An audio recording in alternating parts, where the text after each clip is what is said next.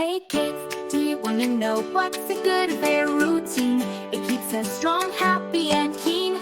Let's go through each part from start to end and see all the things on which we depend.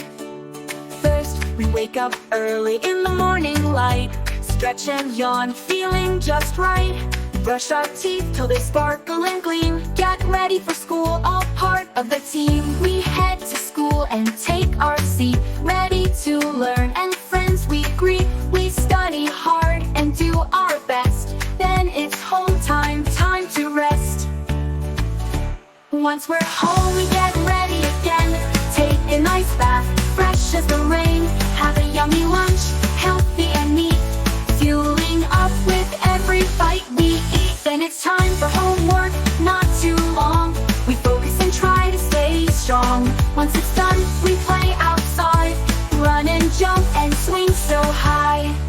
As evening comes, we gather round for family time, where love is found.